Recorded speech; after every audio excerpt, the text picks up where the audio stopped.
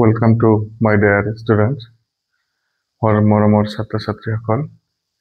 আজি আমি আলোচনা কৰিবলৈ ওলাইছো ক্লাছ 10 চেপ্টাৰ নম্বৰ 10 সাৰ্কেল অৰ্থাৎ বৃত্ত অধ্যায়ৰ অল কনসেপ্ট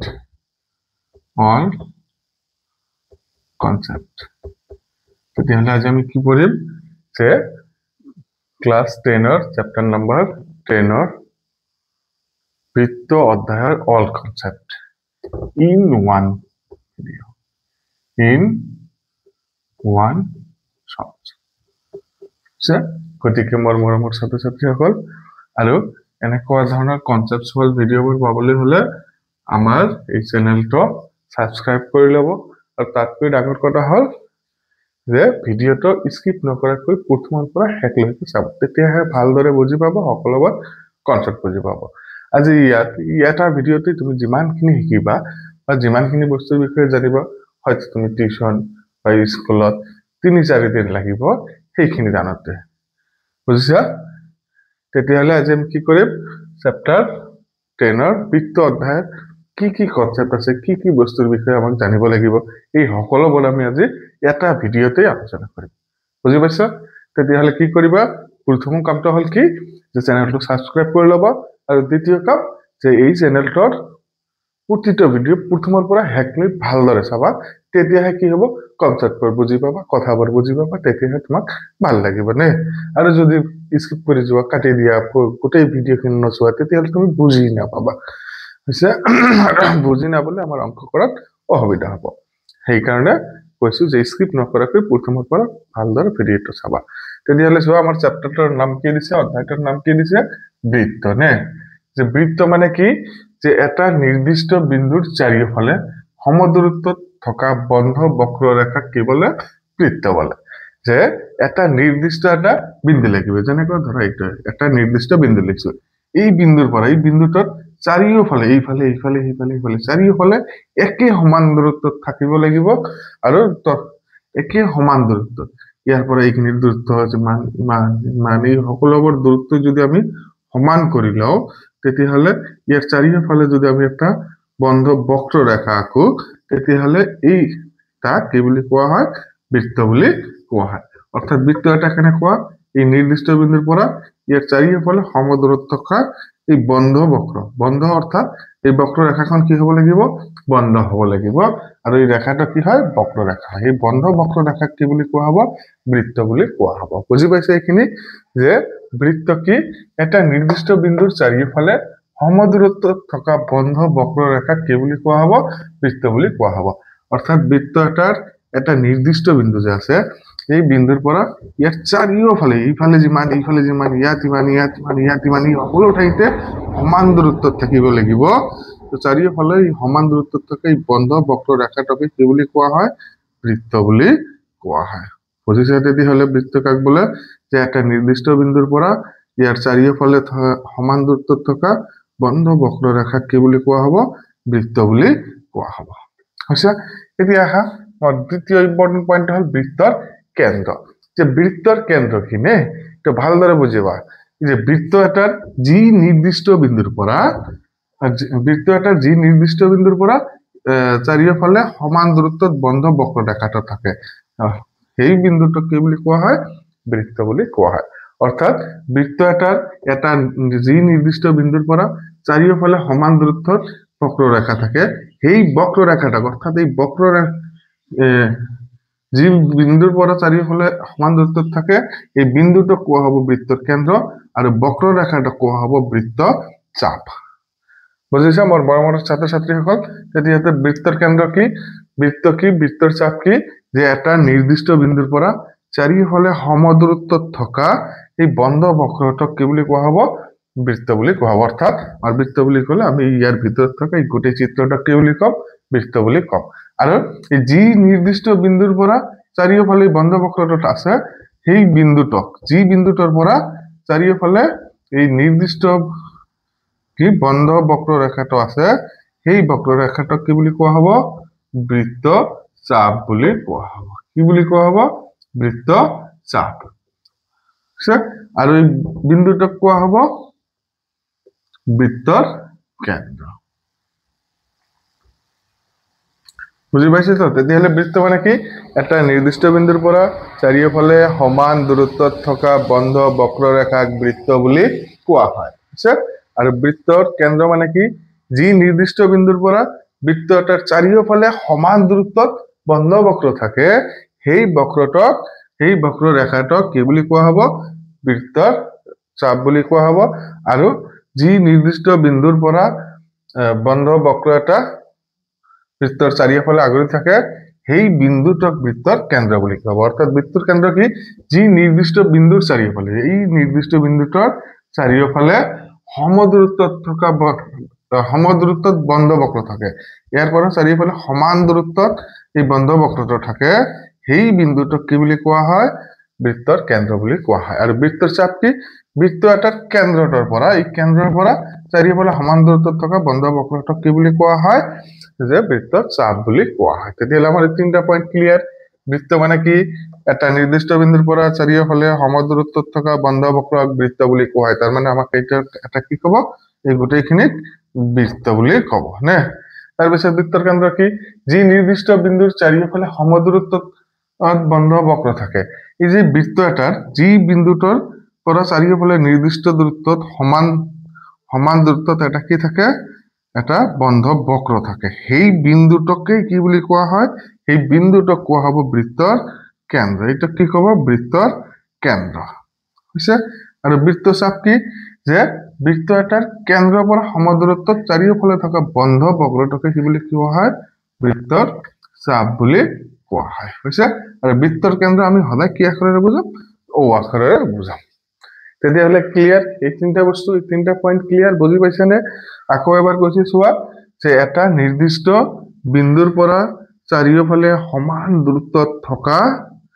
বন্ধ বক্ৰৰেখাক কি বুলি কোৱা হয়? বৃত্ত বুলি কোৱা হয়। অৰ্থাৎ বৃত্ত এটাৰ এই যে এই বিন্দুৰ পৰা এই ইয়াৰ দূৰত্ব যিমান, এইখিনিতো দূৰত্ব ইমান, সেইখিনিতো দূৰত্ব ইমান, ইয়াতো দূৰত্ব ইমান, ইয়াতো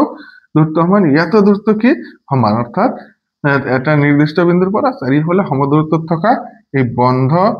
বক্ৰৰেখাক কি বুলি কোৱা হয়? বৃত্ত বুলি কোৱা হয়। আৰু যি বিন্দুটোৰ পৰা এই বন্ধ বক্ৰৰেখাটো সমান দূৰত্বত আছে, সেই বিন্দুটোক কোৱা হ'ব বৃত্তৰ কেন্দ্ৰ। আৰু বৃত্তৰ কেন্দ্ৰৰ পৰা চাৰিওফালে সমদূৰত্বত থকা বন্ধ বক্ৰৰেখাক কোৱা হ'ব বৃত্তৰ চাপ। হৈছে এইখিনি ক্লিয়াৰ? আহা এতিয়া আমি পিছৰ পৰ্যায়লৈ যাম। হৈছে? পিছৰ পৰ্যায় কি? যে আমি এখন সমতলত বা যি সমতলত বৃত্ত আঁকিম, সেই সমতলটোক বৃত্ত এটাই কেইটা ভাগত ভাগ কৰিব? হৈছে? কি? যে আমি যদি এখন সমতলত কি আঁকো? বৃত্ত আঁকো, তেতিয়াহ'লে বৃত্তটা সমতলত কেইটা ভাগত আৰু কি কি ভাগত ভাগ কৰিব? যে বৃত্ত অঁকা সমতলখনক বৃত্ত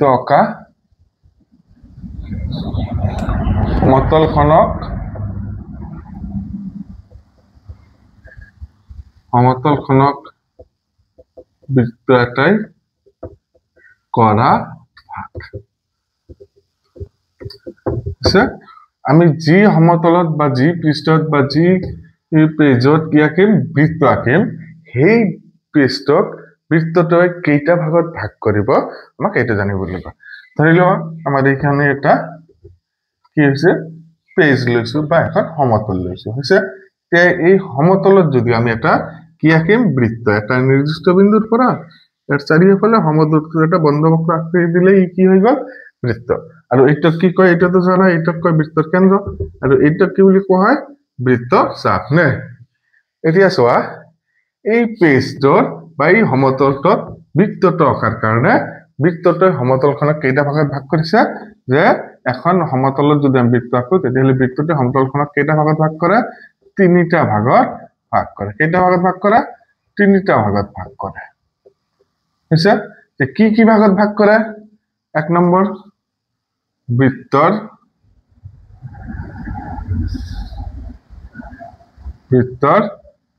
বহি অংশ।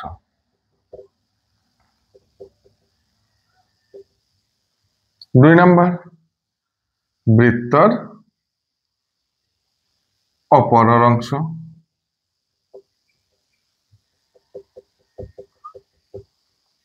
চাৰি নম্বৰ, বৃত্তৰ অন্ত অংশ বা অন্তৰ্বৰ্তী অংশ।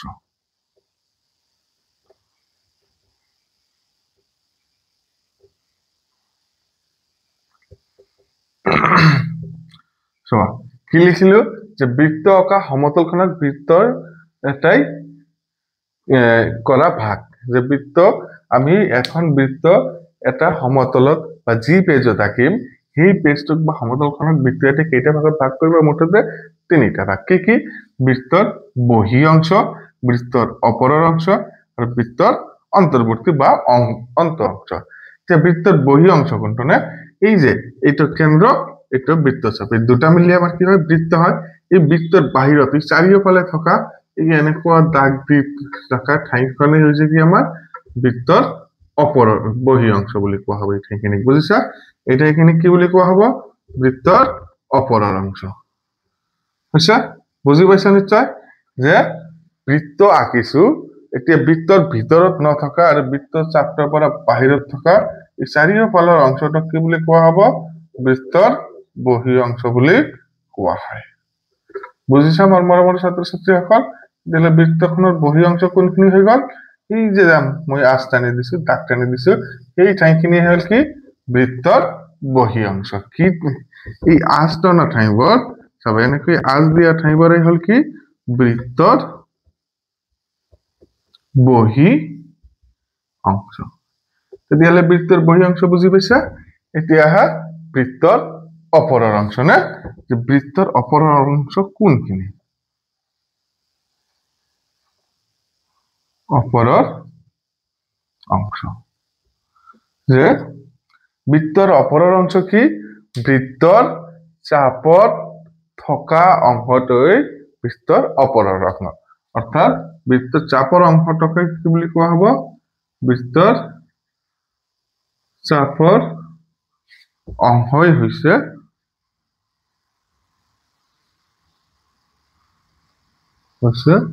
বৃত্তৰ অপৰৰ অংশ। হৈছে? তাৰ মানে কি? বৃত্ত এটাৰ এই বৃত্ত চাপটো যে আছে, এই চাপটোত যি অংশত আছে পেজখনৰ, সেই অংশটোকে কি বুলি কোৱা হ'ব? বৃত্তৰ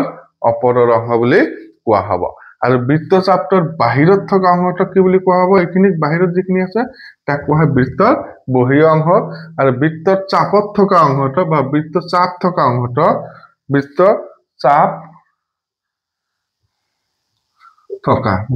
চাপ থকা অংশটোই হৈছে বৃত্তৰ অপৰৰ অংশ। বুজি পাইছা? আৰু এই বৃত্ত চাপৰ ভিতৰত থকা, অৰ্থাৎ এনেকুৱা এই বগা ৰং থকা অঞ্চলখন হৈছে বৃত্তৰ ভিতৰৰ অংশ। কি অংশ? বৃত্তৰ ভিতৰৰ অংশ। বুজি পাইছা? তেতিয়াহ'লে আকৌ চোৱা, আমি এখন সমতলত যদি বৃত্ত আঁকো, তেতিয়াহ'লে সেই সমতলখনক বৃত্ত এটাই কেইটা ভাগত ভাগ কৰে? তিনিটা ভাগত ভাগ কৰে। কি? বৃত্তৰ বহি অংশ বা বাহিৰৰ অংশ, বৃত্তৰ অপৰৰ অংশ বা বৃত্তৰ অপৰত থকা অংশ, আৰু বৃত্তৰ অন্তৰ্বৰ্তী অংশ বা বৃত্তৰ অন্ত অংশ। এতিয়া বৃত্তৰ বহি অংশ কোনখিনি? যে ধৰি লৈছো আমি পেজ, এই পেজটোত আমি এটা বৃত্ত আঁকিছো, এইটোক আমাক কি বুলি কয়? বৃত্তচাপ। এই বৃত্তচাপৰ বাহিৰত যিখিনি অংশ আছে, যিখিনি বৃত্তচাপৰ বাহিৰত আছে, সেইখিনি অঞ্চল কি কয়?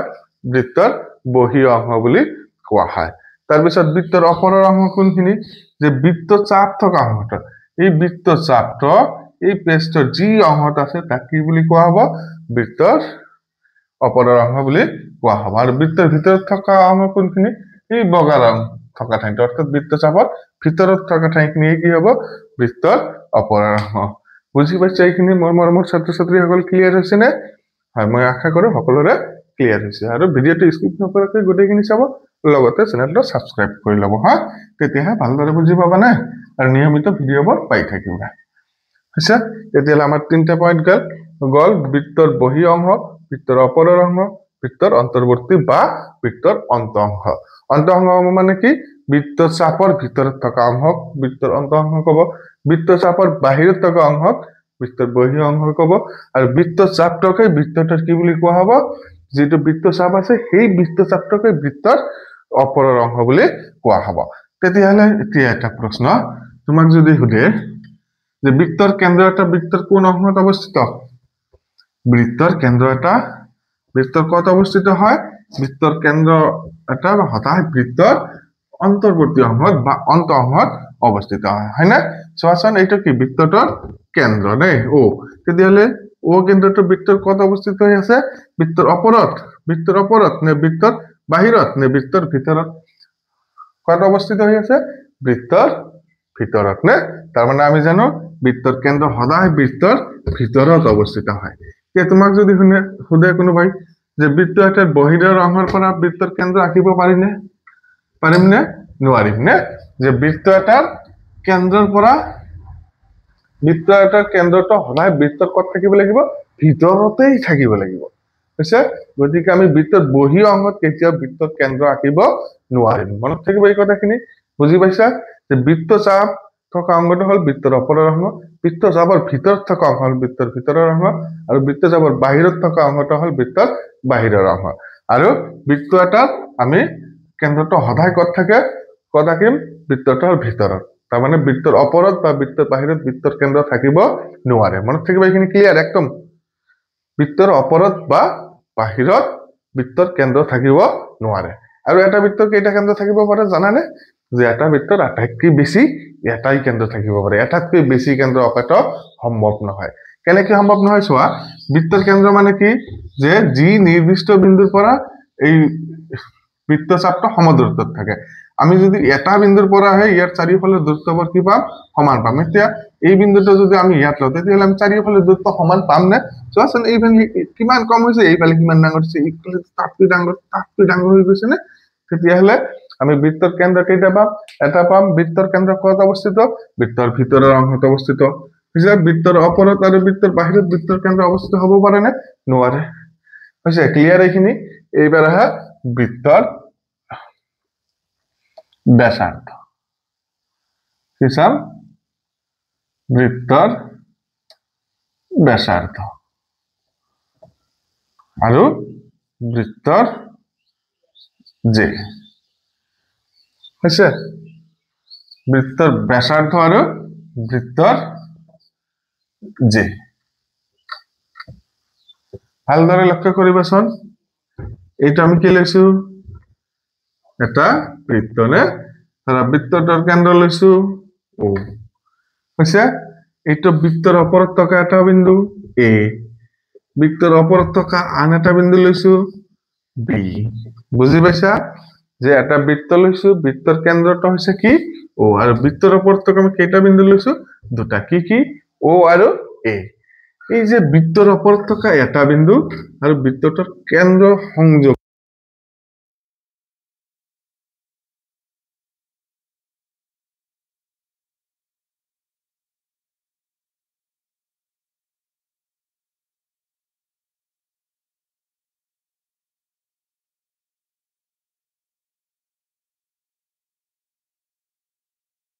সংযোগ কৰাৰ ফলতহে আমি ও দেখা পাইছো নে আগতে পাইছো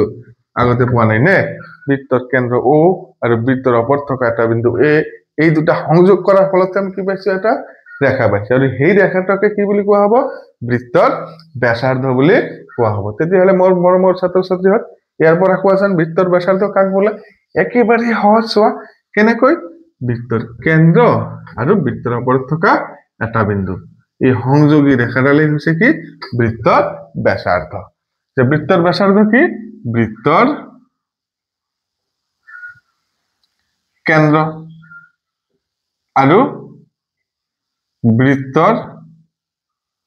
ওপৰত থকা এটা বিন্দু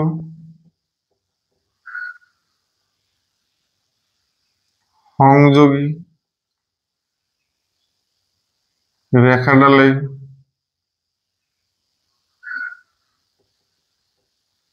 ৰেখাডালেই হইছে বৃত্তৰ কি ব্যাসাৰ্ধ তেতিয়াহলে বৃত্তৰ ব্যাসাৰ্ধ কি বৃত্তৰ কেন্দ্ৰ আৰু এই কেন্দ্ৰৰ লগত এটা বিন্দু সংযোগ কৰিলে যি দেখা পাম বৃত্তৰ কেন্দ্ৰ আৰু কাক সংযোগ কৰিব লাগিব বৃত্তৰ ওপৰত থকা কেইটা বিন্দু এটা বিন্দু হৈছে মনত থাকিব বৃত্তৰ কেন্দ্ৰৰ লগত বৃত্তৰ ওপৰত থকা যিকোনো এটা বিন্দু এতিয়া বৃত্তৰ ওপৰত বহুত বিন্দু ল'ব পাৰো তাৰে পৰা আমি যিকোনো এটা বিন্দু সংযোগ কৰিলে যি দেখা পাম সেইটো কি পাম ব্যাসাৰ্ধ এতিয়া যদি কোৱা স্যাৰ ও আৰু বি যোগ কৰিলো তেতিয়াহলে কি পাম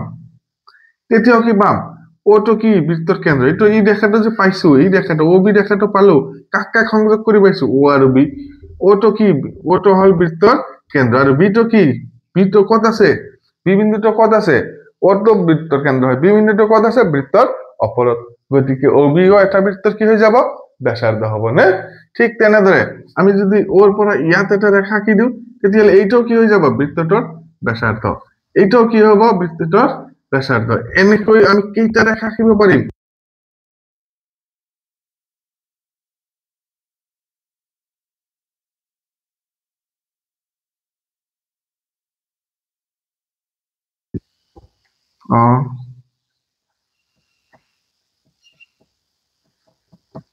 অসংখ্য ব্যাসাৰ্ধ আঁকিব পাৰি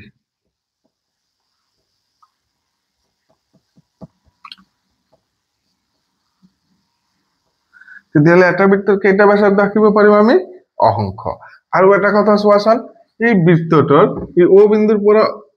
এ বিন্দুৰ দূৰত্ব যিমান ও বিন্দুৰ পৰা বি বিন্দুৰ দূৰত্ব ইমান কিয় কাৰণ আমি আগতে পাইছো বৃত্ত মানে কি এই বৃত্তৰ কেন্দ্ৰৰ পৰা চাৰিওফালে নিৰ্দিষ্ট বা চাৰিওফালে সমান দূৰত্বত থকা বক্ৰ হ'ব লাগিব নে যে এটা নিৰ্দিষ্ট বিন্দুৰ পৰা ইয়াৰ চাৰিওফালে সমান দূৰত্বত থকা বন্ধ বক্ৰক বৃত্তৰ কি বুলি কোৱা হয় বৃত্তৰ ব্যাসাৰ্ধ বুলি কোৱা হয় অৰ্থাৎ ও বিন্দুৰ পৰা এৰ দূৰত্ব যিমান ওৰ পৰা বিৰ দূৰত্ব সমান সেইখিনিৰ দূৰত্ব সমান এইখিনিৰ দূৰত্ব সমান এইখিনিৰ দূৰত্ব সমান এইখিনিৰ দূৰত্ব সমান সেইখিনিৰ দূৰত্ব সমান তাৰ মানে আমি ইয়াৰ পৰা কি সিদ্ধান্ত ল'ব পাৰো এটা বৃত্তৰ আটাইবোৰ ব্যাসাৰ্ধ কি হয় সমান হয় হৈছে তাৰ মানে এটা বৃত্তৰ আটাইবোৰ ব্যাসাৰ্ধই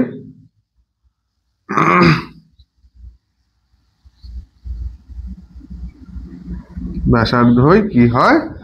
সমান হয় নিশ্চয় বুঝি পাইছে এইখিনি যে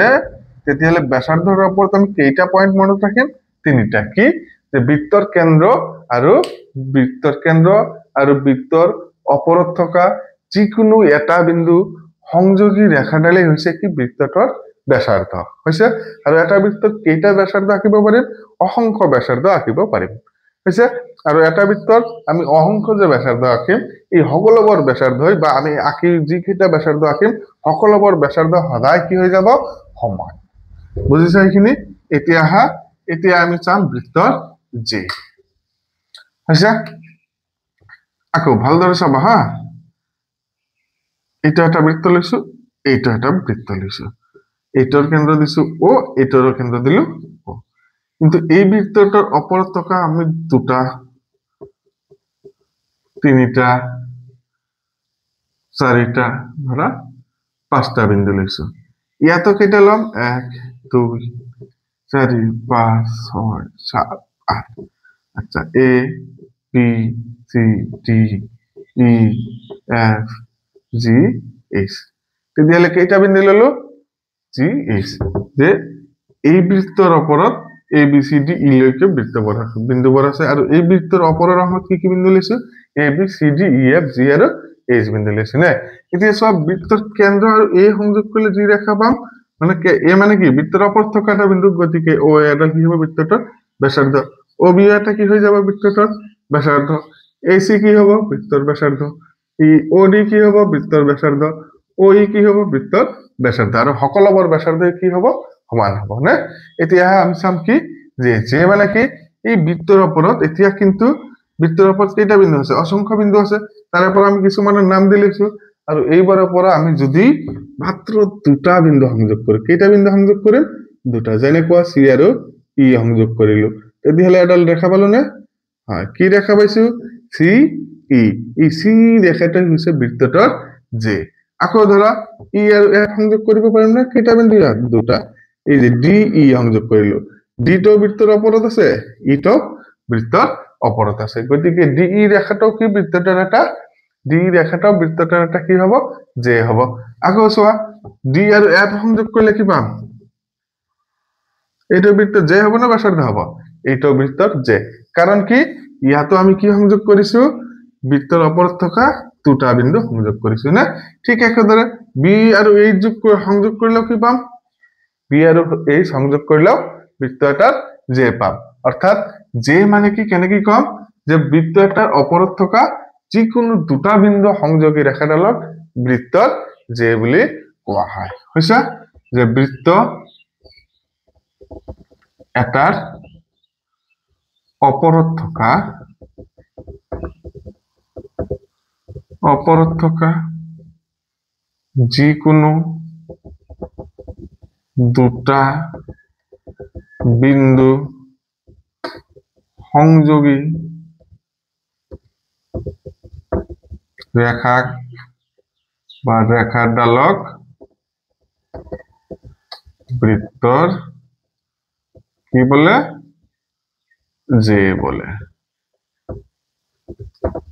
হৈছে যে বৃত্ত এটাৰ ওপৰত থকা আমি যিকোনো দুটা বিন্দু যদি সংযোগ কৰি দিও তেতিয়াহলে কি পাম বৃত্ত এটাৰ জে পাম হৈছে ঠিক তেনেদৰে চোৱাচোন বৃত্তৰ ওপৰত থকা আৰু দুটা বিন্দু আছিল যেনেকুৱা এ আৰু এফ ধৰিলো এই বিন্দু দুটা কত আছে বৃত্তৰ ওপৰত আছে গতিকে এ আৰু এফ সংযোগ কৰি দিলে আমি কি পাম বৃত্তটাৰ এডাল জে পাম কাৰণ বৃত্তৰ ওপৰত থকা কেইটা বিন্দু সংযোগ কৰিছো দুটা চাবা দেই বৃত্তৰ কেন্দ্ৰৰ লগত কিন্তু সংযোগ কৰা নাই কেন্দ্ৰৰ লগত সংযোগ কৰিলে কি হৈ যাব ব্যাসাৰ্ধ আৰু বৃত্তৰ ওপৰত থকা যিকোনো দুটা বিন্দু সংযোগ কৰিলে এই কি হ'ব বৃত্তৰ জে হ'ব বুজিছা এইখিনি এতিয়া বৃত্তটাত আমি কেইডাল জে আঁকিব পাৰিম না আমি ব্যাসাৰ্ধ জানি কি অহিমাংকক আঁকিব পাৰিছো বৃত্তৰ ওপৰত আমি জেও কেইটা আঁকিব পাৰিম অহিমাংকক যেনেকুৱা বৃত্তৰ এটাৰ ওপৰত কেইটা বিন্দু থাকে অহিমাংকক গতিকে এই অহিমাংকক বিন্দুবোৰ আমি যদি সংযোগ কৰি দিও আমি সদায় কি পাম জে পাম কেইডাল জে পাম অহিমাংকক জে পাম হৈছে চোৱা ইয়াত লো আমি প্ৰতিটো ৰেখাই এটাকে কি হৈছে জে হৈছে না তেতিয়াহলে বৃত্ত এটাৰ কেইডাল জে আঁকিব পাৰিম আমি কেইটা আঁকিব পাৰিম অসংখ্য জে আঁকিব পাৰিম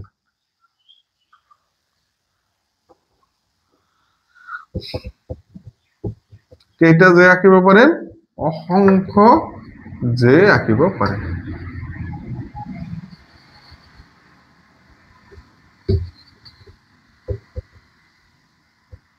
হৈছে বুজিছা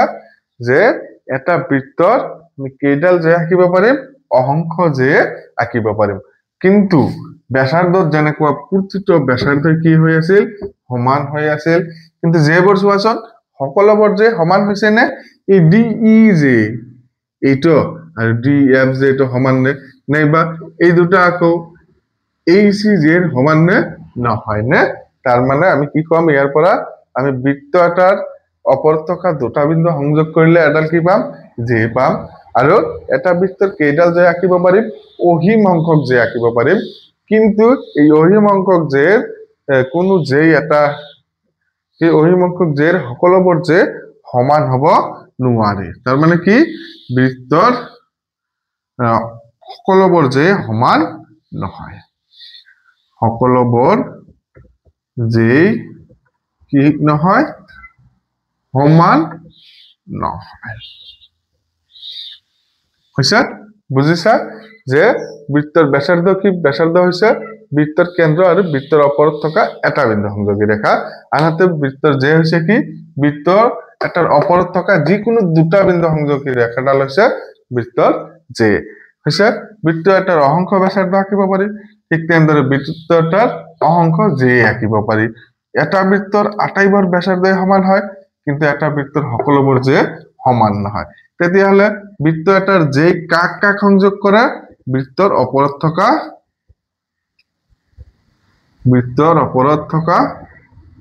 যিকোনো দুটা বিন্দু সংযোগ কৰে যিকোনো দুটা বিন্দু কি কৰে সংযোগ কৰে বুঝছে যে বৃত্তেৰ ওপৰত থকা যে যিকোনো দুটা বিন্দু কোণে সংযোগ কৰে যেই তাৰ মানে যে বৃত্তৰ যেটাই কাক কাক সংযোগ কৰে বৃত্তৰ ওপৰত থকা যিকোনো দুটা বিন্দু সংযোগ কৰে কোণে বৃত্তৰ যে আকৌ বৃত্তৰ ব্যাসাৰ্ধই কাক কাক সংযোগ কৰে বৃত্তৰ কেন্দ্ৰ আৰু বৃত্তৰ অপৰত থকা এটা বিন্দু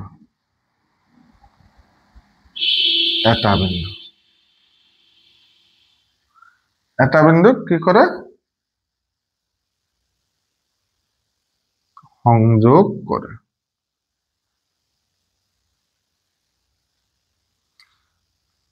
তেতিয়াহ'লে ব্যাসাৰ্ধ আৰু জেৰ মাজত পাৰ্থক্য বুজি পাইছা ব্যাসাৰ্ধ কি বৃত্তৰ কেন্দ্ৰ আৰু বৃত্তৰ অপৰত থকা এটা বিন্দু সংযোগী ৰেখাডালে হৈছে বৃত্তৰ ব্যাসাৰ্ধ বৃত্তৰ জে কি বৃত্ত এটাৰ অপৰত থকা যিকোনো দুটা বিন্দু সংযোগী ৰেখাডালে হৈছে বৃত্তৰ কি জে যে এটা বৃত্তৰ কেইডাল জে থাকিব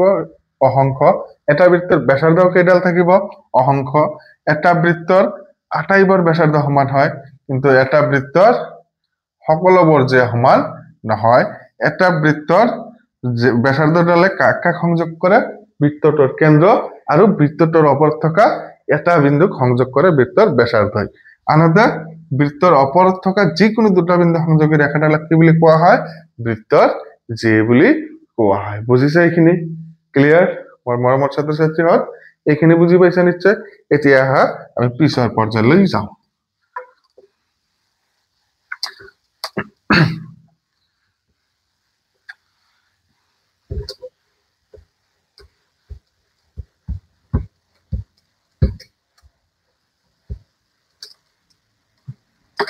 এতিয়া আমি পিছৰ পৰ্যায়লৈ যোৱাৰ আগতে প্ৰথমৰ পৰ্যায় তিনটা আকৌ এবাৰ আলোচনা কৰো যে বৃত্ত এখন সমতলত যদি এটা বৃত্ত আঁকা যায় এই বৃত্তটোৰ সমতলখনক কেইটা ভাগত ভাগ কৰে তিনিটা বৃত্তৰ ওপৰৰ অংশ বৃত্তৰ বাহিৰৰ অংশ আৰু বৃত্তৰ ভিতৰৰ অংশ নে বৃত্তৰ ওপৰৰ অংশ কোনখিনি এই বৃত্ত চাপটো যি অংশত আছে নাইবা বৃত্ত চাপটোকে কি বুলি কোৱা হয় বৃত্তৰ ওপৰৰ অংশ বুলি কোৱা হয় বৃত্ত চাপৰ ভিতৰত থকা অংশখিনিক বৃত্তৰ ভিতৰৰ অংশ আৰু বৃত্তচাপৰ বাহিৰত থকা অংশখিনিক বৃত্তৰ বাহিৰৰ অংশ বা বহি অংশ বুলি কোৱা হয় বৃত্তৰ কেন্দ্ৰ সদায় কেইটা থাকে এটা থাকে বৃত্তৰ কেন্দ্ৰ সদায় বৃত্তৰ কোন অংশত অৱস্থিত হয় বৃত্তৰ কেন্দ্ৰ সদায় বৃত্তৰ ভিতৰৰ অংশত অৱস্থিত হয় হৈছে বৃত্তৰ বাহিৰৰ অংশ আৰু বৃত্তৰ ওপৰত থকা বৃত্তৰ ওপৰৰ অংশত থকা কোনো বিন্দুৰ পৰাই আমি বৃত্তৰ কেন্দ্ৰ আঁকিব নোৱাৰিম এতিয়া কবচোন যে পি ও আৰ এস ইয়াত লৈছো এস কিউ ইয়াত ও আৰু আৰ হৈছে কি ও আৰু আৰ বৃত্তৰ ভিতৰৰ বিন্দু নে বৃত্তৰ কিহৰ বিন্দু এটা ভিতৰৰ বিন্দু কাৰণ কি ভিতৰৰ বিন্দু কাৰণ কি ও আৰু আৰ বিন্দু দুটা বৃত্তৰ ভিতৰৰ অংশত অৱস্থিত হৈ আছে ঠিক তেনেদৰে এস আৰু টি বিন্দু ক'ত অৱস্থিত বৃত্তৰ ওপৰত অৱস্থিত নে কিয় গতিকে ইয়াক ক'ব বৃত্তৰ ওপৰৰ বিন্দু কিয় এই দুটাক বৃত্তৰ ওপৰৰ বিন্দু ক'ব কাৰণ এই দুটা ক'ত আছে বৃত্তৰ চাপটোৰ ওপৰত আছে আৰু বৃত্তৰ চাপটোৰ ওপৰৰ অংশটোক বৃত্তৰ ওপৰৰ অংশ বুলি কোৱা হয় সেইকাৰণে বৃত্তৰ এই ওপৰত চাপৰ ওপৰত থকা বিন্দু দুটাক ক'ব বৃত্তৰ ওপৰৰ বিন্দু ঠিক তেনেদৰে পি আৰু কিউ বিন্দু হ'ব কি বৃত্তৰ বহি বিন্দু তাৰ মানে এই বিন্দু দুটা ক'ত আছে বৃত্তৰ বাহিৰত অৱস্থিত হৈ আছে বুজিছা এইখিনি এতিয়া নকবা স্যাৰ পি বিন্দুটো বৃত্তৰ ওপৰৰ বিন্দু ওপৰৰ নহয় এটা বৃত্তৰ বাহিৰৰ বিন্দুহে ওপৰৰ হ'বলৈ হলে এই বৃত্তৰ চাপটো থাকিব লাগিব পি যদি ইয়াত থাকিলেতেন তেতিয়া আমি কলোতেন পি বৃত্তৰ ওপৰৰ বিন্দু যেহেতু চাপটোৰ বাহিৰত আছে গতিকে এইটো কি হ'ব বৃত্তৰ বহি বিন্দু হ'ব এইখিনি ভালদৰে মনত ৰাখিবা এইখিনি আমাৰ প্ৰয়োজন হয় তেতিয়াহ'লে আমি কি আলোচনা কৰি আছিলো বৃত্তৰ জে নে তেতিয়াহ'লে আমি জে কি পালো বৃত্তৰ ওপৰত থকা যিকোনো দুটা বিন্দু সংযোগ কৰিলে কি পাম বৃত্তৰ জে পাম নে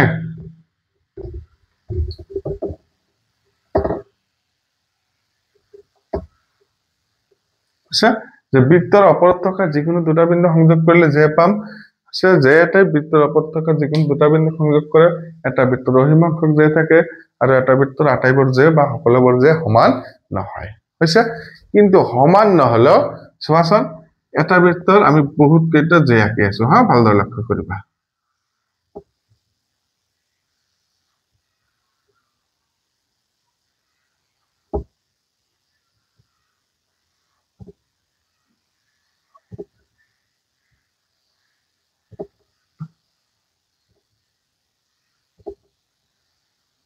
বুজিছা মোটামুটি আমি ইয়াত বহুত কেইটা জেই আঁকিছো কিন্তু এই জে বৰ ভালদৰে লক্ষ্য কৰাচোন কোনটো জে আটাইতকৈ দীঘল হয় ইয়াৰ ভিতৰত কোনটো জে আটাইতকৈ দীঘল হ'ব পিএম নে কিয় চোৱা এই জেটো কোনফালে দি গৈছে বৃত্তৰ কেন্দ্ৰৰ মাজেদি গৈছে সেইকাৰণে কোৱা হয় কি বৃত্তৰ কেন্দ্ৰৰ মাজেৰে যোৱা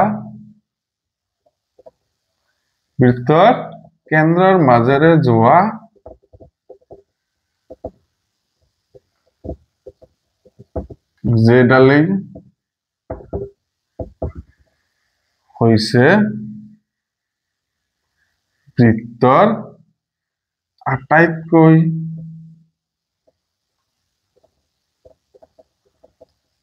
ডাঙৰ যে তেতিয়াহ'লে বৃত্ত এটাৰ আটাইতকৈ ডাঙৰ যে কোনটো বৃত্তৰ যিটো যে বৃত্তৰ কেন্দ্ৰৰ মাজেৰে যাব হৈছে বৃত্ত এটাৰ যিটো যে বৃত্তৰ কেন্দ্ৰৰ মাজেৰে বাঢ়ি যাব সেই যেটোই হৈছে বৃত্তটোৰ আটাইতকৈ ডাঙৰ যে মনত থাকিব ক্লিয়াৰ এইখিনি বৃত্ত এটাৰ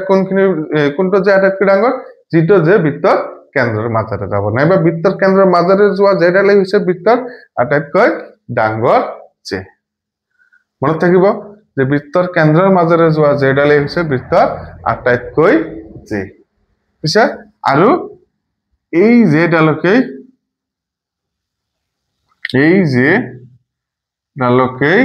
এটা এনেকে নিলিখি ব্লেক ধৰণে লিখিম হা যে বৃত্ত এটা কোনটো যে আটাইতকৈ ডাঙৰ বৃত্তৰ কেন্দ্ৰৰ মাজেৰে যোৱা যেডালেই হৈছে বৃত্তৰ আটাইতকৈ ডাঙৰ যে বুজিছা এইখিনি এতিয়া আহিম আমি বৃত্তৰ ব্যাস চাব বৃত্তৰ ব্যাস কি হবে ভালদৰে যাবা হা আমি বৃত্তৰ ব্যাসক আমি তিনি ধৰণে ইয়াক প্ৰকাশ কৰিব পাৰিম প্ৰথম কি যে বৃত্তৰ কেন্দ্ৰৰ মাজেৰে যোৱা যেডালক বৃত্তৰ ব্যাস বুলি কোৱা হয় কি বৃত্তৰ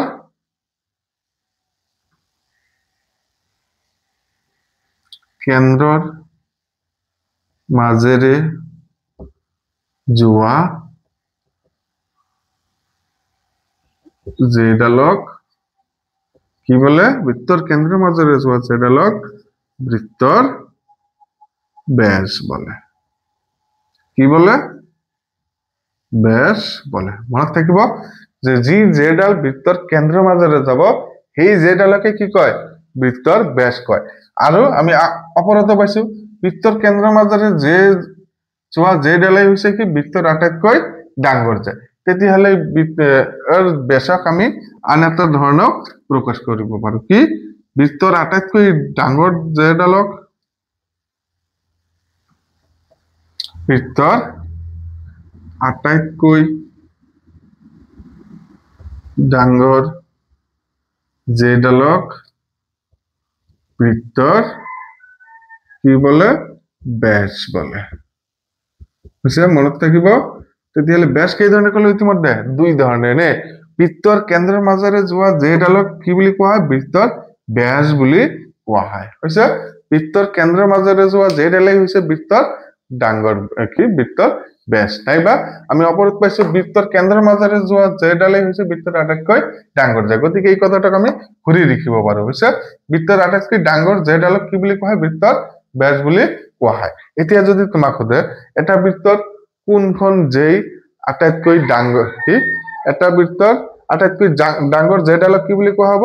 ব্যাস বুলি কোৱা হ'ব নে আমাক সুধিব পাৰে এটা বৃত্তৰ আটাইতকৈ ডাঙৰ যেডালক কি নাম দিব পাৰো বা কি বুলি কোৱা হ'ব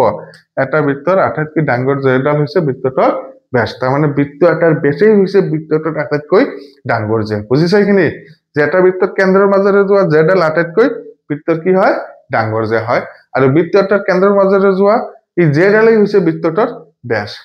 যেহেতু কেন্দ্ৰৰ মাজেৰে যোৱা যেডাল বৃত্তটোৰ ব্যাস আৰু কেন্দ্ৰৰ মাজেৰে যোৱা যেডাল বৃত্তটোৰ কি হয়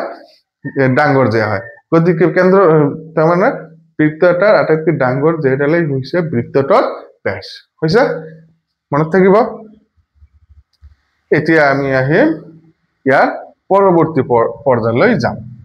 হৈছে বুজি পাইছা এইখিনি এটা বৃত্তৰ আটাইতকৈ ডাঙৰ যে কোনটো যি যেটো বৃত্তটোৰ কেন্দ্ৰৰ মাজেদি যাব যি যেটো বৃত্তৰ কোনফালে দি যাব কেন্দ্ৰৰ মাজ দি যাব সেই যেটোই হৈছে বৃত্তৰ আটাইতকৈ ডাঙৰ যে অৰ্থাৎ ইয়াৰ পৰা আমি ক'ব পাৰো কি যে বৃত্ত এটাৰ আটাইতকৈ ডাঙৰ যে কোনটো বৃত্তৰ ব্যাস কাৰণ বৃত্তৰ ব্যাস কোনফালে দি যায় বৃত্তৰ কেন্দ্ৰৰ মাজ দি যায় আমি এটো পাইছো বৃত্তৰ কেন্দ্ৰৰ মাজেৰে যোৱা ব্যাসটোই হৈছে বৃত্তটোৰ ডাঙৰ যে অৰ্থাৎ বৃত্তটোৰ কেন্দ্ৰৰ মাজেৰে যোৱা যে যেটো আটাইতকৈ ডাঙৰ হয় আৰু বৃত্তৰ কেন্দ্ৰৰ মাজেৰে যোৱা যে যাক কি বুলি কোৱা হয় বৃত্তৰ ব্যাস বুলি কোৱা হয় সেই কাৰণে আমি ক'ব পাৰো এটা বৃত্তৰ আটাইতকৈ ডাঙৰ যে হৈছে কি বৃত্তটোৰ ব্যাস মনত থাকিব এইখিনি এতিয়া স্যাৰ আপনি কৈছিল ব্যাসাৰ্ধত কি বৃত্ত এটাৰ ব্যাস আমি তিনি প্ৰকাৰে কম ইয়াত আপুনি দুই প্ৰকাৰে কলে নে আৰু এটা উপায় আছে চোৱা আৰু এক প্ৰকাৰে ক'ব পাৰিম এটো কি বৃত্তৰ কেন্দ্ৰ আচ্ছা ইয়াত এটা বিন্দু লৈছো বৃত্তৰ ওপৰতে ইয়াত এই আৰু ইফালে এটা বিন্দু কি বি তেতিয়া হলে এ ও বি এডাল কি রেখা সরল রেখা নে কিন্তু এটা সরল রেখা হলেও এ ও বি চোৱাচোন বৃত্তটোৰ ওপৰত থকা দুটা বিন্দু সংযোগ কৰিছে নে নাই স্যাৰ কৰিছে গতিকে এ বি কি যেহেতু এ বি এডাল কি হয় বৃত্তটোৰ যে কোনফালে দি যোৱা যে বৃত্তৰ কেন্দ্ৰৰ মাজ দি যোৱা যে গতিকে এ বি হৈছে বৃত্তটোৰ কি আটাইতকৈ ডাঙৰ যে নে আৰু কি ক'ব পাৰিম এ বি হৈছে বৃত্তটোৰ কি ব্যাস কাৰণ এই বৃত্তৰ কেন্দ্ৰৰ মাজেৰে কৈছে নাইবা এই বৃত্তটোৰ আটাইতকৈ ডাঙৰ যে সেই কাৰণে এ বিটো হৈছে বৃত্তৰ ব্যাস স্যাৰ এতিয়া তেতিয়াহ'লে নতুনকৈ কেনেকৈ কম নে চোৱাচোন এই ব্যাসটো কোনফালে দি গৈছে কেন্দ্ৰৰ পৰা নে আমি কেন্দ্ৰৰ পৰা যদি বি সংযোগ কৰো কি পাম ও বি কেন্দ্ৰৰ পৰা ও সংযোগ কৰিলে ও এ এই ও বি আৰু ও এ এই দুটা কি বুলি কোৱা হয় ও এটো কি ও এ কাক কাক সংযোগ কৰিছে বৃত্তৰ কেন্দ্ৰ আৰু বৃত্তৰ ওপৰত থকা কেইটা বিন্দু সংযোগ কৰিছে এটা আমি জানো বৃত্তৰ কেন্দ্ৰ আৰু বৃত্তৰ ওপৰত থকা যিকোনো এটা বিন্দু সংযোগী ৰেখাডালক বৃত্তৰ কি বুলি কোৱা হয় যে বৃত্তৰ কেন্দ্ৰ আৰু বৃত্তৰ ওপৰত থকা যিকোনো এটা বিন্দু সংযোগী ৰেখাক বৃত্তৰ ব্যাসাৰ্ধ বুলি কোৱা হয় অৰ্থাৎ ও এ বৃত্তৰ ব্যাসাৰ্ধ ঠিক একেদৰে ও বি এটো কি এটো বৃত্তৰ ব্যাসাৰ্ধ কাৰণ ও হৈছে বৃত্তৰ কেন্দ্ৰ আৰু বি হৈছে বৃত্তৰ ওপৰত থকা এটা বিন্দু আৰু ও আৰু বি সংযোগ কৰিলে কি পাম ও বি আৰু এই দুয়োটা কি হ'ব সমান হ'ব কাৰণ দুয়োটাই একে বৃত্তৰ ব্যাসাৰ্ধ কাৰণ আমি জানো এটা বৃত্তৰ সকলোবোৰ ব্যাসাৰ্ধ কি হয় সমান হয় চোৱা দুটা এটা বৃত্তৰ দুটা ব্যাসাৰ্ধ কিন্তু এইটো এটা কি হ'ব লাগিব সৰল ৰেখা কেতিয়া হ'ব যেতিয়া এই কেন্দ্ৰত কিমান ডিগ্ৰী কোণ কৰিব 180 ডিগ্ৰী হৈছে তাৰ মানে আমি এনেকৈ ক'ব পাৰো যদি দুটা ব্যাসাৰ্ধই পৰস্পৰেৰ বৃত্তৰ কেন্দ্ৰত 80 ডিগ্ৰি কোণ কৰে এই 180 ডিগ্ৰি কোণৰ উৎপন্ন কৰে বা 180 ডিগ্ৰি কোণ কৰি থাকে তেতিয়া হলে সেই ব্যাসাৰ্ধ দুটাক একেলগে কি বুলি কোৱা হ'ব বৃত্তটোৰ ব্যাস বুলি কোৱা হ'ব বুজিছা যদি এটা বৃত্তৰ দুটা ব্যাসাৰ্ধই বৃত্তৰ কেন্দ্ৰত পৰস্পৰে কিমান ডিগ্ৰী কোণ কৰি থাকে 180 ডিগ্ৰী কোণ কৰি থাকে তেতিয়া হলে সেই ব্যাসাৰ্ধ দুটাক একেলগে কি বুলি কোৱা হ'ব বৃত্তৰ কি বুলি কোৱা হয় বৃত্তৰ ব্যাসাৰ্ধ বুলি কি ব্যাস বুলি কোৱা হয় তাৰ মানে কি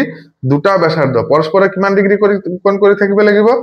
পৰস্পৰে 180 ডিগ্ৰী কোণ কৰি থাকিব লাগিব তেতিয়া হলে এই ব্যাসাৰ্ধ দুটা কি বুলি কোৱা হ'ব বৃত্তটোৰ কি বুলি কোৱা হ'ব ব্যাস এতিয়া চোৱাচোন আমি ব্যাস সমান সমান কি পাম এই বৃত্তটোৰ ব্যাস কি পাইছো এবি তেতিয়া হলে এবি ভাগ কৰিলে কি পাম ও এ প্লাস ও বি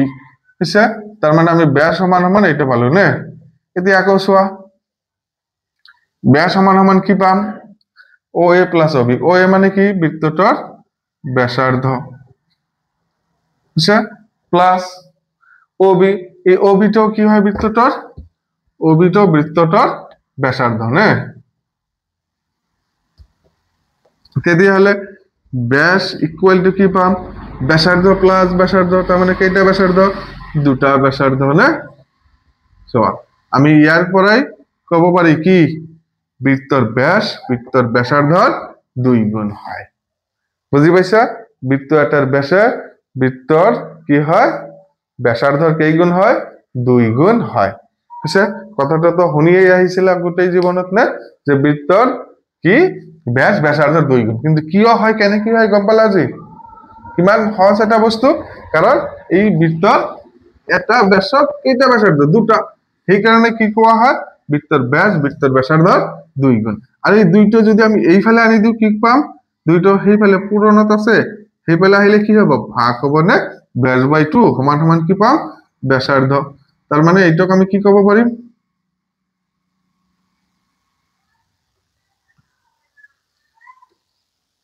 এইটাক কি কোয়া যায় যে বৃত্তর ব্যাস ব্যাসার্ধর ইয়াত আমি পালো কি বৃত্তর ব্যাস বৃত্তর ব্যাসার্ধর 2 গুণ আর এইটা কি কম তেতিয়াহলে বৃত্তর ব্যাসার্ধ ব্যাসর আধা হইছে বুঝিছা এটা বৃত্তর ব্যাসট ব্যাসার্ধর কিমান গুণ হয় 2 গুণ হয় কিন্তু ব্যাসার্ধট ব্যাসর কি হয় আধা হয় ভালদরে মনে রাখিবা দেই অলট পালট নকরিবা হ্যাঁ কারণ ব্যাস ব্যাসার্ধর 2 গুণ আর হাতে ব্যাসার্ধট ব্যাসর কিমান হয় আধা হয় মনে থাকিবা এইখিনি হইছে এটা বৃত্তর ব্যাস বৃত্তটার কি হয় ব্যাসার্ধর 2 গুণ হয় আনহাতে ব্যাসার্ধট ব্যাসর আধা হয় ক্লিয়ার এইখিনি এতিয়া আমি পিছৰ পৰ্যায়লৈ যাম পিছৰ স্তৰলৈ যাম ইয়াৰ পিছত আমি কি পঢ়িম না ইয়াৰ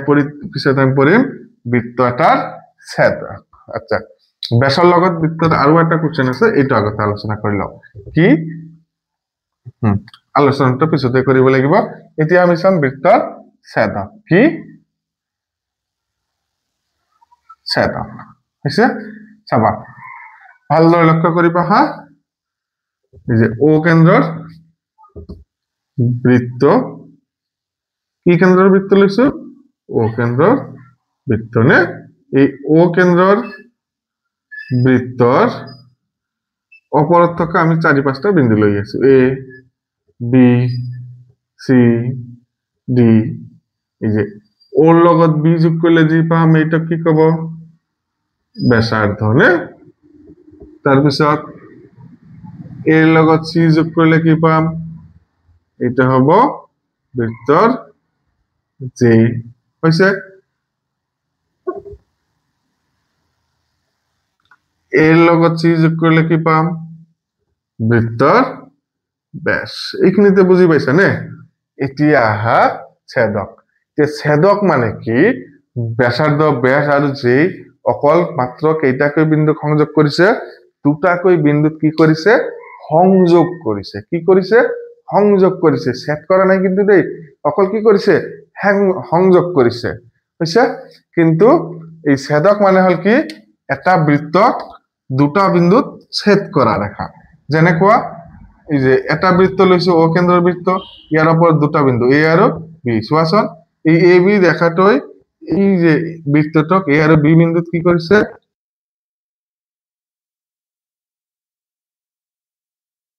বৃত্তটক ছেদক বুলি কোৱা হ'ব নাইবা ৰেখাৰ নাম দিলে ভাল তেতিয়াহ'লে চোৱাচোন এল ৰেখাটো বৃত্তৰ ওপৰত থকা কেইটা বিন্দুক ছেদ কৰিছে দুটা গতিকে এল ৰেখাটোক বৃত্তৰ কি বুলি কোৱা হ'ব ছেদক তাৰ মানে ছেদক কাক বোলে এটা বৃত্তৰ ওপৰত থকা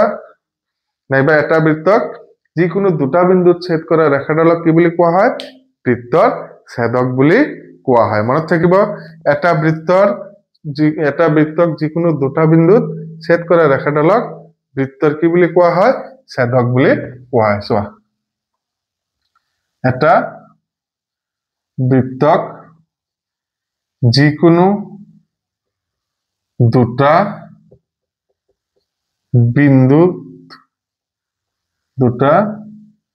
বিন্দুত ছেদ কৰা ৰেখাডালক কি কব বৃত্তৰ ছেদক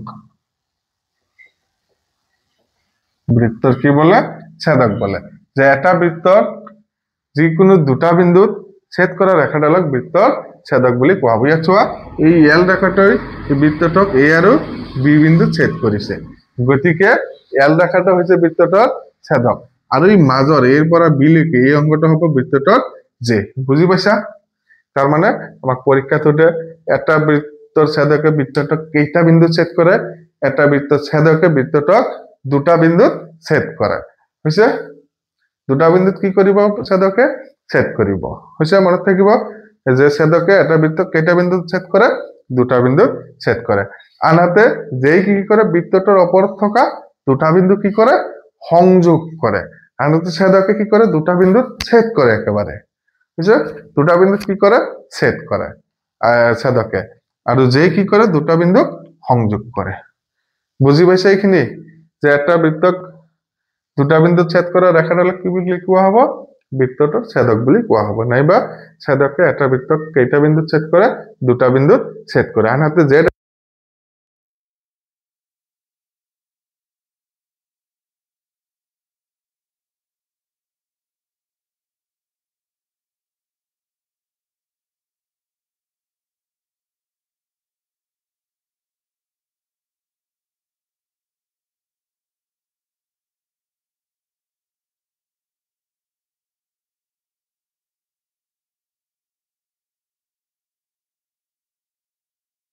যাৰ কেন্দ্ৰ ও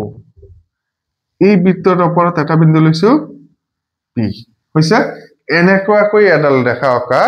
যাতে সেই ৰেখাটোৰ বৃত্তটোক অকল পি বিন্দুতে কি কৰিব ছেদ কৰিব বা স্পৰ্শ কৰিব কি কেইটা বিন্দুত কোন বিন্দুত স্পৰ্শ কৰিব অকল কোন বিন্দুত অকল পি বিন্দুত হৈছে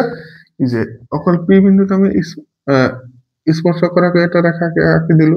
চোৱাচোন ৰেখাডালে বৃত্তটোক ধৰা এই বি ৰেখাডালে বৃত্তটোক কি বিন্দুত ছেদ কৰিছে অকল পি বিন্দুত কেইটা বিন্দুত ছেদ কৰিছে এটা বিন্দুত কি বিন্দুত স্পৰ্শ কৰিছে পি বিন্দুত কেইটা বিন্দুত স্পৰ্শ কৰিলে এটা বিন্দুত তাৰ মানে স্পৰ্শক মানে কি এটা বৃত্তক এটা বিন্দুত স্পৰ্শ কৰা ৰেখাডালে হৈছে বৃত্তটোৰ স্পৰ্শক মনত থাকিব নাইবা এটা বৃত্তক এটা বিন্দুত ছেদ কৰা ৰেখাডালে হৈছে বৃত্তটোৰ ছেদ স্পৰ্শক তেতিয়াহলে স্পৰ্শক আমি দুই তিনি ধৰণে ক'ব পাৰি হা এক নম্বৰ সকলোবোৰ মনত ৰাখিবা দেই প্ৰয়োজন আছে হা এটা বৃত্তক মাত্ৰ এটা বিন্দুত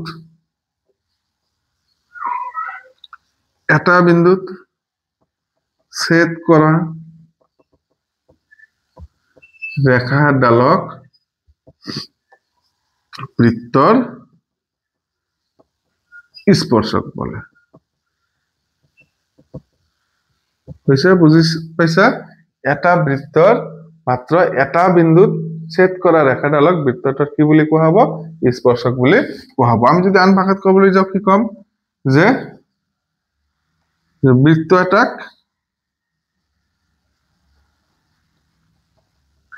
এটা বিন্দুত স্পৰ্শ কৰা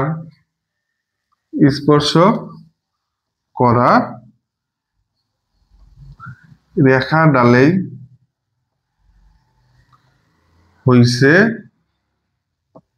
বৃত্ত এটাক এটা বিন্দুত স্পৰ্শ কৰা ৰেখাডালেই হৈছে বৃত্তটোৰ স্পৰ্শক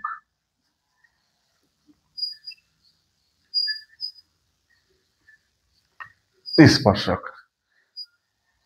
বুজি পাইছা নিশ্চয় এইখিনি যে এক নম্বৰত কি পালো আমি যে এটা বৃত্তক মাত্ৰ এটা বিন্দুত ছেদ কৰা ৰেখাডালক কি বুলি কোৱা হয় বৃত্তৰ স্পৰ্শক বুলি কোৱা হয় এটা বৃত্তক মাত্ৰ কেইটা বিন্দুত এটা বৃত্তক মাত্ৰ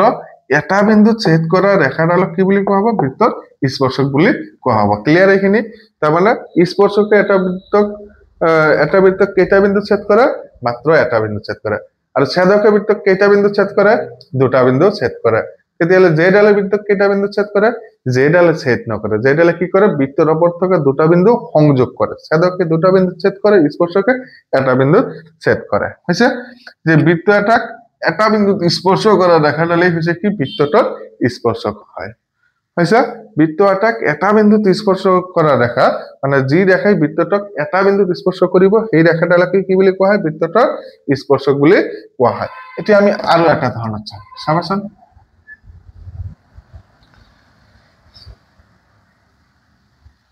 এই যে এবি ৰেখাডালত বৃত্তটোক পি বিন্দু ছেদ কৰিছে না ভালদৰে লক্ষ্য কৰিবা দেই এই পি বিন্দুটো এবি ৰেখাৰ বিন্দু হয় না বা এবি ৰেখাৰ ওপৰত থকা বিন্দু হয় না হয় তাৰ মানে পি বিন্দুটো এবি ৰেখাৰ ওপৰত আছে নে আকৌ সোৱা পি বিন্দুটো ও বৃত্তৰ ওপৰত আছে নে তাৰ মানে পি ৰে বিন্দুটো এবি ৰেখাৰ বিন্দু হয় এই যে বৃত্তৰ ওপৰত থকা বিন্দুও হয় তাৰ মানে পি তো বৃত্তৰ ওপৰত থকা এটা বিন্দুও হয় আকৌ এ বিৰ ওপৰত থকাও এটা বিন্দু হয় তাৰ মানে এটা বৃত্ত আৰু এটা কি স্পৰ্শক নে নাইবা আৰু এটা ৰেখা এটা বৃত্ত আৰু এটা রেখা দুটারে একটা সাধারণ বিন্দু আছে সাধারণ বিন্দুটো কি পি কিয় সাধারণ বিন্দু কারণ পি বিন্দুটো এ বির বিন্দু হয় বৃত্তৰ অপৰৰ বা বৃত্তৰ এটা বিন্দু হয় তাৰ মানে আমি স্পৰ্শ কেনেকৈ কব পাৰো যদি দুটা বিন্দুৰ কি যদি এটা বৃত্ত আৰু এটা ৰেখাৰ যদি এটা বৃত্ত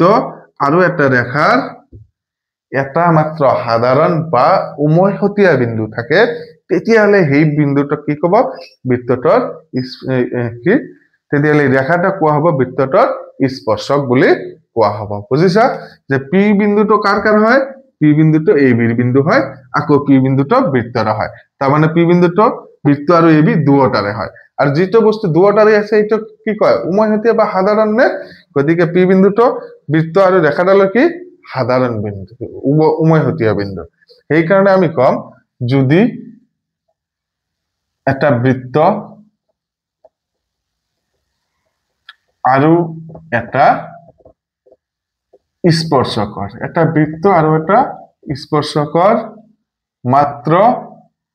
এটা সাধাৰণ বা উমৈহতীয়া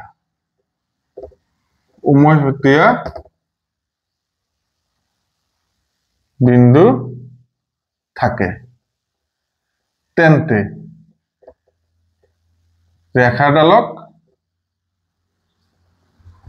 তেন্তে ৰেখাডালক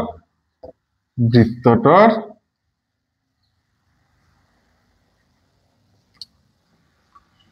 স্পৰ্শক বুলি কোৱা হয় তেন্তে ৰেখাডালক বৃত্তটোৰ স্পৰ্শক বুলি কোৱা হয় তেতিয়াহলে চোৱা আমি স্পৰ্শক কেই ধৰণৰ পালো এটা বৃত্তক মাত্ৰ এটা বিন্দুত ছেদ কৰা ৰেখাডালক বৃত্তটোৰ ছেদক বুলি কোৱা হয় বৃত্ত এটা বিন্দুত স্পৰ্শ কৰা ৰেখাডালেই হৈছে বৃত্তটোৰ স্পৰ্শক নাইবা যদি এটা বৃত্ত আৰু এটা স্পৰ্শকৰ মাত্ৰ এটা সাধাৰণ বা উমৈহতীয়া বিন্দু থাকে তেন্তে সেই ৰেখাডালক বৃত্তটোৰ কি বুলি কোৱা হ'ব স্পৰ্শক বুলি কোৱা হ'ব হৈছে তাৰ মানে এই বি ৰেখাটো হৈছে কি বৃত্তটোৰ স্পৰ্শক বুজি পাইছা নিশ্চয় এতিয়া আহিব আমাৰ স্পৰ্শ বিন্দু কি স্পৰ্শ বিন্দু হ্যাঁ স্পৰ্শ বিন্দু চাবাছে এই যে স্পৰ্শক কাট পেলাম আমি ইয়াৰ পৰা তিনিটাৰ পৰা আমি তিনি ধৰণৰ স্পৰ্শ বিন্দুৰ সংজ্ঞা দিম হৈছে প্ৰথমত আমি কি লিখিছো এটা বৃত্তক মাত্ৰ এটা বিন্দুত ছেদ কৰা ৰেখাডালক বৃত্তৰ স্পৰ্শক বলে না তাৰ মানে আমি কি কম যে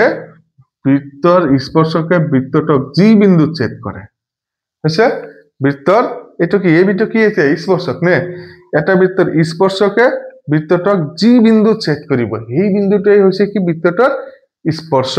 বিন্দু তাৰ মানে চোৱা এই এ বি স্পৰ্শকটোৱে বৃত্তটোক কি বিন্দুত ছেদ কৰিছে পি বিন্দুত গতিকে পি বিন্দুটোই হৈছে বৃত্তটোৰ স্পৰ্শ বিন্দু কি বিন্দু স্পৰ্শ বিন্দু তেতিয়াহলে বুজি পাইছা এইখিনি যে পি বিন্দুটো কি বৃত্তটোৰ স্পৰ্শ বিন্দু কিয় কাৰণ এ বি ৰেখাটোৱে এই বৃত্তটোক কি বিন্দুত ছেদ কৰিছে পি বিন্দুত নে তাৰ মানে এটা স্পৰ্শকে এটা বৃত্তক যি বিন্দুত ছেদ কৰে এটা স্পৰ্শকে এটা বৃত্তক যি বিন্দুত ছেদ কৰে সেই বিন্দুটাই হৈছে কি স্পৰ্শ বিন্দু মনত থাকিব স্পৰ্শ বিন্দু কি এটা স্পৰ্শকে এটা বৃত্তক যি বিন্দুত স্পৰ্শ কৰে সেই বিন্দুটাই হৈছে বৃত্তটোৰ স্পৰ্শ বিন্দু হৈছে তেতিয়াহলে আমি এটাৰ পৰা কলো কি এটা বৃত্তক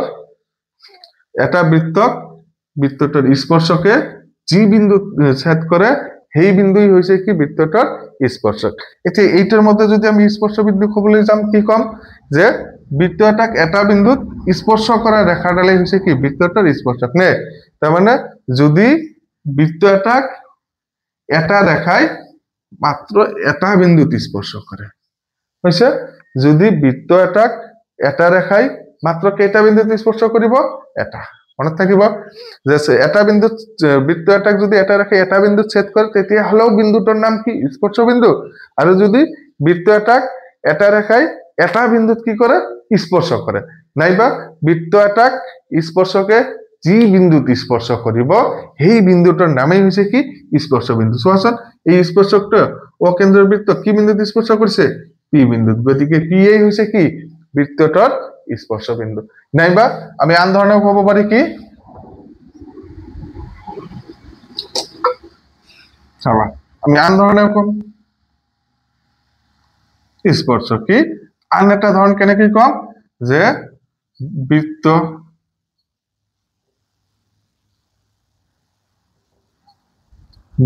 এটাৰ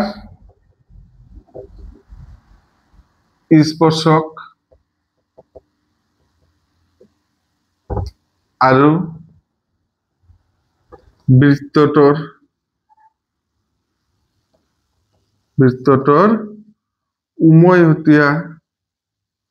উমৈহতীয়া বা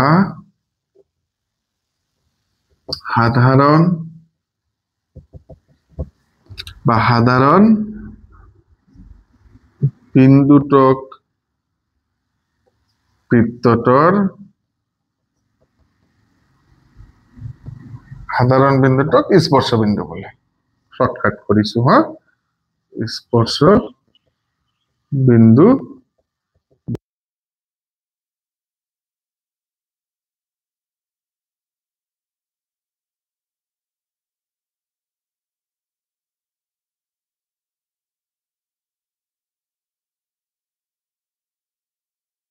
দুটো অকেন্দ্ৰ বৃত্ত আৰু এ বি স্পৰ্শক এই দুটাৰে কি হয় দুটাৰে ই এটা সাধাৰণ বিন্দু হয় অৰ্থাৎ এটা বৃত্ত আৰু এটা স্পৰ্শকৰ উমৈহতীয়া বা সাধাৰণ বিন্দুটাকে কি বুলি কোৱা হ'ব বৃত্ত এটা স্পৰ্শ বিন্দু বুলি কোৱা হ'ব বুজিছা এইখিনি যে এটা বৃত্ত আৰু ইয়াৰ স্পৰ্শক যে আছে এই দুটাৰ যি বিন্দুটা সাধাৰণ বিন্দু অৰ্থাৎ যি বিন্দুটো দুটাৰে বিন্দু হয় সেই বিন্দুটাকে কি বুলি কোৱা হ'ব বৃত্তটোৰ স্পৰ্শ বিন্দু বুলি কোৱা হ'ব মনত থাকিব স্পৰ্শ বিন্দু কি তেতিয়াহ'লে যে বৃত্ত এটাৰ স্পৰ্শক আৰু বৃত্তটোৰ উমৈহতীয়া যি বিন্দু থাকিব সাধাৰণ যি বিন্দু থাকিব সেই বিন্দুটোৰ নামে কি বৃত্তটোৰ স্পৰ্শ বিন্দু ক্লিয়াৰ এইখিনি বুজি পাইছা আহা এতিয়া আমি পিছৰ পৰ্যায়লৈ যাওঁ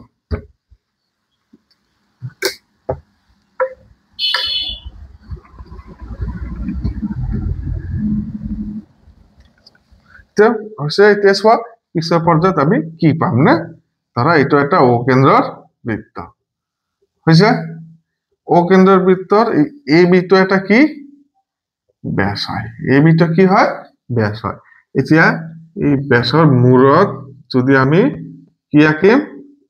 দুডাল যদি স্পৰ্শক আঁকি দিও ধৰা পি কিউ আৰু আৰ এস স্পৰ্শক নে যে পি কিউ আৰু আৰ এস স্পৰ্শকে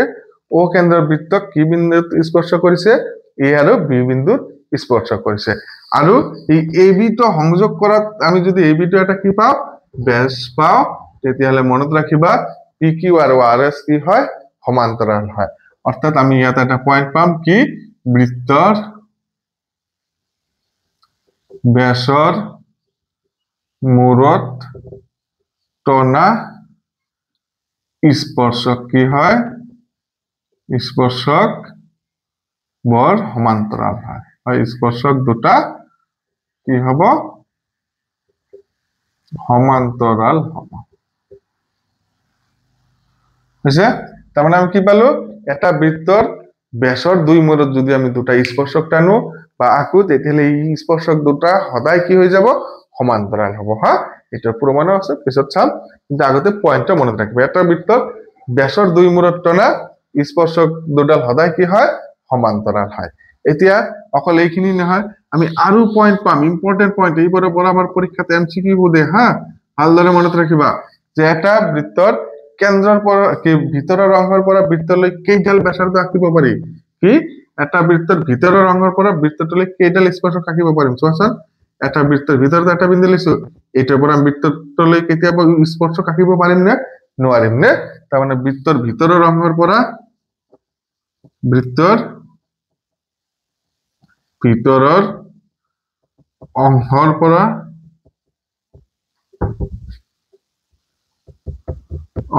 পৰা বৃত্তলৈ স্পৰ্শক আঁকিব নোৱাৰিম কোনো স্পৰ্শক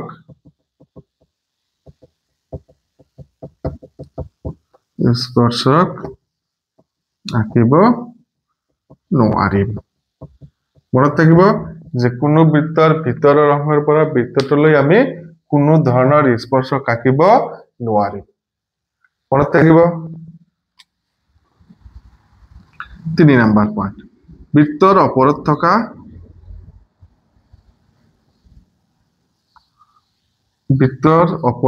থকা এটা বিন্দুৰ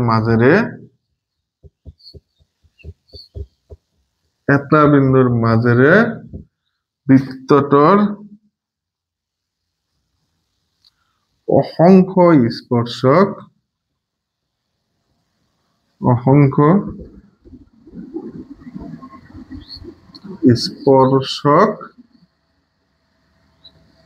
আঁকিব পাৰি এই পইণ্টটা ভালদৰে চাবা হা এটা বৃত্তৰ ওপৰত থকা ধৰা এইটো এটা বৃত্ত হৈছে এই বৃত্তৰ ওপৰত যদি আমি এটা বিন্দু লওঁ এই বৃত্তটোৰ মাজেৰে আমি বৃত্তটোৰ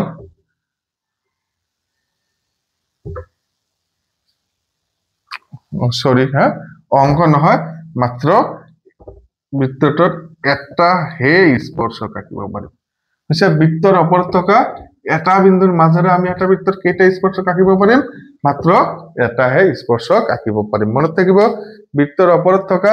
এটা বিন্দুৰ মাজেৰে আমি বৃত্তটোৰ কেইটাহে স্পৰ্শক আঁকিব পাৰিম এটাহে স্পৰ্শক আঁকিব পাৰিম কিন্তু এটা বৃত্তৰ অসংখ্য স্পৰ্শক আঁকিব পাৰিম অসংখ্য স্পৰ্শক আঁকিব পাৰি তাৰমানে এটা বৃত্তৰ আমি কেইটা স্পৰ্শক আঁকিব পাৰিম এটা বৃত্তৰ আমি অসংখ্য স্পৰ্শক আঁকিব পাৰিম কিন্তু বৃত্তৰ ওপৰত থকা এটা বিন্দুৰ মাজেৰে আমি মাত্ৰ এটাহে স্পৰ্শক আঁকিব পাৰিম বুজিব পাৰিছা এইখিনি যে বৃত্তৰ ভিতৰত থকা কোনো বৃত্তলৈ আমি কি কৰিব নোৱাৰিম স্পৰ্শক আঁকিব নোৱাৰিম বৃত্তৰ ভিতৰত থকা কোনো বিন্দুৰ পৰা বৃত্তটোৰ কোনো স্পৰ্শক আঁকিব নোৱাৰিম এটা বৃত্তৰ ভিতৰত থকা কোনো বিন্দুৰ পৰা বৃত্তটোলৈ কোনো ধৰণৰ স্পৰ্শক আঁকিব নোৱাৰিম হৈছে তাৰ পিছত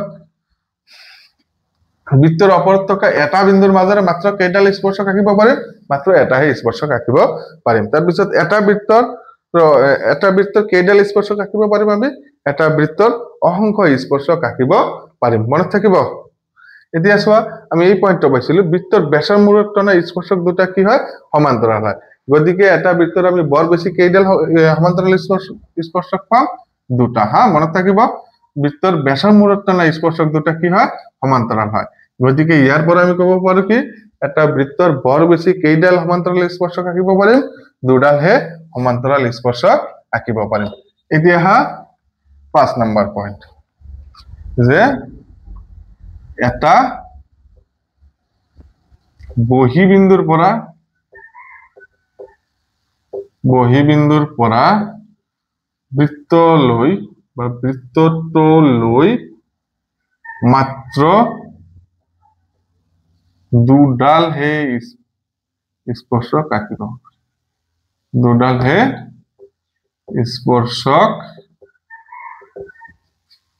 আঁকিব পাৰিব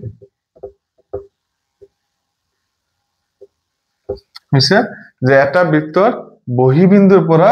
আমি এটা বৃত্তলৈ মাত্ৰ কেইডাল স্পৰ্শক আঁকিব পাৰিম দুডাল আৰু এই স্পৰ্শক দুডাল কি হয় সদায় সমান হয় আৰু এই স্পৰ্শক দুডাল কি হ'ব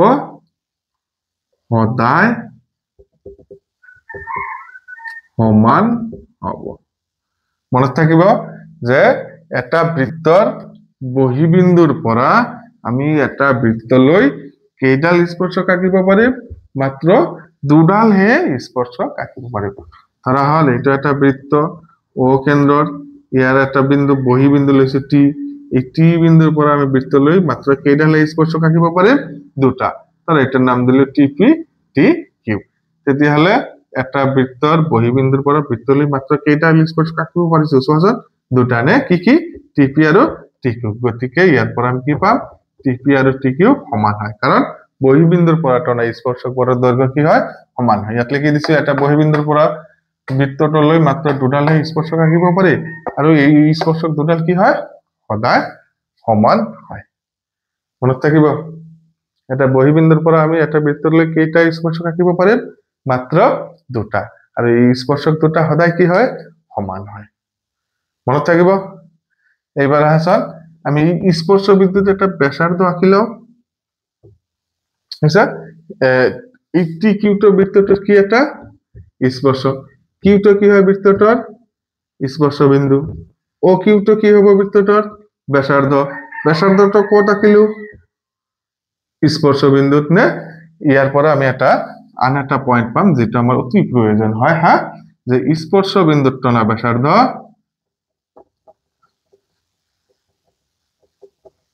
স্পর্শ বিন্দুর টনা ব্যাসার্ধ কি হয় স্পর্শকর লম্ব হয় বুঝছে অর্থাৎ কি কমিয়া তুমি এই স্পর্শ বিন্দু কোনটা স্পর্শ বিন্দু কিউটা স্পর্শ বিন্দু এই বিন্দু যদি একটা ব্যাসার্ধ আঁকিছো না হয় ও কিউ ব্যাসার্ধ আঁকিছো এই ব্যাসার্ধটা এই টি কিউর কি হবো লম্ব হবো অর্থাৎ ইয়ার পর আমি কি কম ও কিউটা লম্ব হয় কার লম্ব টি কিউর লম্ব অর্থাৎ লম্ব মানে কি angle O Q T equal to 90 অকল এই ফালটো হয় না এই ফালে আমি ব্যাসার্ধ আঁকিব নোৱাৰিম স্পৰ্শ বিন্দুত সোয়াসন ওপি সংযোগ কৰলে কি পাম বৃত্তটোৰ ব্যাসাৰ্ধ যে কত ব্যাসাৰ্ধ হল এই ব্যাসাৰ্ধটা কত হল বৃত্তটোৰ স্পৰ্শ বিন্দু পি গতিকে ওপি তো টিপিৰ কি হৈ যাব ওপি তো টিপিৰ কি হ'ব লম্ব হ'ব গতিকে অ্যাঙ্গেল ওপি কিউ এটো ওপিটি এটার মান কি হ'ব 90 ডিগ্রি হ'ব মনত থাকিব এইখিনি যে এটা বৃত্তৰ স্পৰ্শ বিন্দুৰ টনা ব্যাসাৰ্ধ স্পৰ্শকৰ লম্ব সেই কাৰণে ও কিউ তো সদায় টি কিউ কি হ'ব লম্ব হ'ব একেদৰে ওপি তো টি কিউ লম্ব হ'ব আৰু এই কোণৰ মান আৰু এই কোণৰ মান কিমান পাম 90 ডিগ্রি কৈ পাম হৈছে বুজিছা তেতিয়াহলে ভাল লাগিছে নে বুজি পাই আছে নে যদি ভাল লাগিছে বুজি পাই আছে তেতিয়াহলে চেনেলটো সাবস্ক্রাইব কৰিবা কৰি আমাৰ লগত থাকিবা আৰু ভিডিও স্ক্ৰিপ্ট নকৰাকৈ প্ৰথমৰ পৰা হেকলৈ ভালদৰে চাবা তেতিয়া বুজিবা ফুল কনসেপ্ট পাবা আৰু চোৱা যিবোৰ পয়েন্ট তোমালোকক আলোচনা কৰিছো যেনে কি আলোচনা কৰি তুমি টিউশন পঢ়া ক্লাস কৰা এইটো হয়তো এক সপ্তাহতো তেনেকুৱা ধৰণৰ নকব মানে এনেকুৱাকৈ নপঢ়াব মই এনেকুৱাকৈ পঢ়াই আছো যেটো তোমালোকৰ অতি সহজত নিজে আয়ত্ত কৰিব পৰা সহজৰ পৰা মনৰ পৰা হেৰাই নাযায় বুজিছা সেই কাৰণে বাৰে বাৰে কৈছো কুৱেশ্যনটো বঢ়িয়াকৈ কৰিব মানে ভালদৰে ভিডিওটো চাব স্কিপ নকৰাকৈ আৰু চেনেলটো সাবস্ক্ৰাইব কৰি আমাৰ লগত থাকিব thank you my dear students